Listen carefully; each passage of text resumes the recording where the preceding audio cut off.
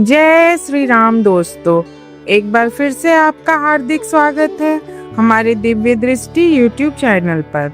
दोस्तों, अश्विन मास की चतुर्थी तिथि पर करवा चौथ का व्रत रखा जाता है और इस दिन सुहागन स्त्री निर्जला उपवास कर करवा माता एवं संपूर्ण शिव परिवार की पूजा करती है। पूजा के उपरांत करवा चौथ की कथा का श्रवण करती है।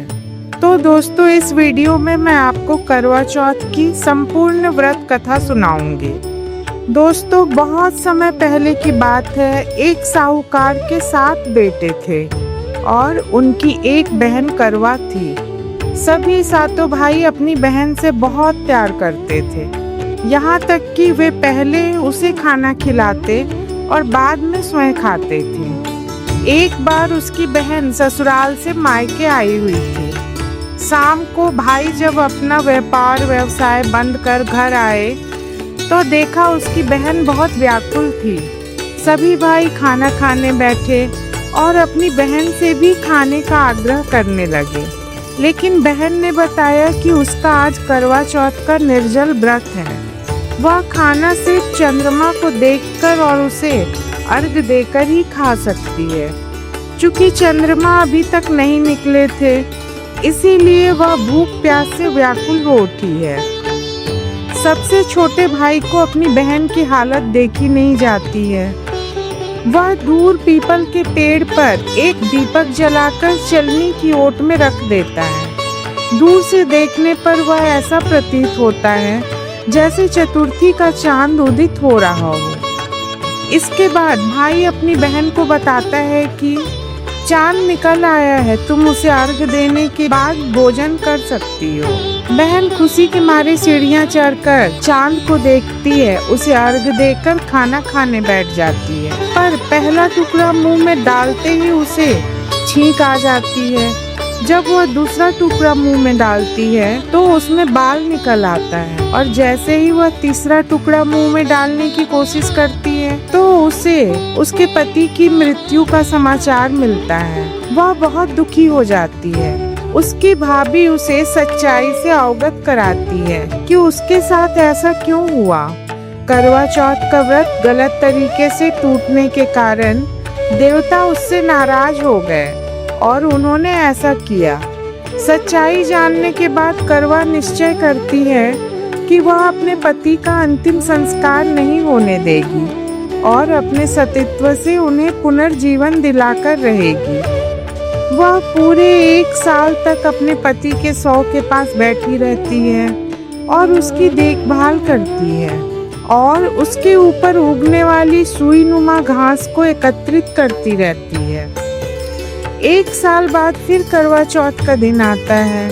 उसकी सभी भाभियां करवा चौथ का व्रत रखती हैं। जब भाभियां उससे आशीर्वाद लेने आती हैं तो वह प्रत्येक भाभी से यम सुई ले लो, पी सुई दे दो, मुझे भी अपनी जैसी सुहागन बना दो, ऐसा आग्रह करती है। लेकिन हर बार भाभी उसे अगली भाभी से आग्रह करने का कहकर चली जाती है। इसी प्रकार जब 6ठे नंबर की भाभी आती है तो करवा उससे भी यही बात दोहराती है। यह भाभी उससे बताती है चूंकि सबसे छोटे भाई की वजह से उसका व्रत टूटा था, अतः उसी की पत्नी में वह शक्ति है कि वह तुम्हारे पति को दोबारा जीवित कर सकती है। इसीलिए जब वह आए तो तुम उसे पकड़ लेना और जब तक तुम्हारे पति को जिंदा ना कर दे उसे नहीं छोड़ना। ऐसा कहकर वह चली जाती है। सबसे अंत में छोटी भाभी आती है। करवा उनसे भी सुहागन बनने का आग्रह करती है, लेकिन वह टाल मटोल करने लगती है। इसे देख करवा उन्हें जोर से पकड़ लेती है और अपने सुहाग को जिंदा करने के लिए कहती है। भाभी उससे खुद को छुड़ाने के लिए नोचती है, खसोटती है, लेकिन करवा उन्हें नहीं छोड़ती। अंत में उसकी तपस्या को देख भाभी पसीज जाती है और अपनी छोटी उंगली को चीरकर उसमें से अमृत उसके पति के मुंह में डाल देती है। करवा का पति तुरंत श्री गणेश कहता हुआ उठ बैठता है। इस प्रकार प्रभु की कृपा से करवा को अपना सुहाग वापस मिल जाता है। दोस्तों, करवा चौथ की यह कथा हमें सिखाती है कि सच्चे प्रेम, विश्वास और निष्ठा से असंभव भी संभव हो जाता है। करवा के सतीत्व और तपस्या से उसके पति को नया जीवन मिला, जो स्त्री शक्ति की महानता दर्शाती है। यह व्रत केवल उपवास नहीं बल्कि अपने जीवन साथी के प्रति प्रेम और आस्था का प्रतीक है। माँ गौरी और भगवान शिव सभी सुहागिनों को अटूट सौभाग्य का आशीर्वाद दे। दोस्तों, आशा करती हूँ यह वीडियो आपको पसंद आई होगी और वीडियो में दी गई जानकारी ज्ञानमय लगी होगी। अगर आपको यह कथा पसंद आई हो तो वीडियो को लाइक कर चैनल को सब्सक्राइब करें और जुड़े रहें हमारे दिव्य दृष्टि चैनल के साथ। आज के लिए बस इतना ही, फिर मिलूंगी एक नए वीडियो के साथ। तब तक के लिए जय श्री राम, जय करवा माँ।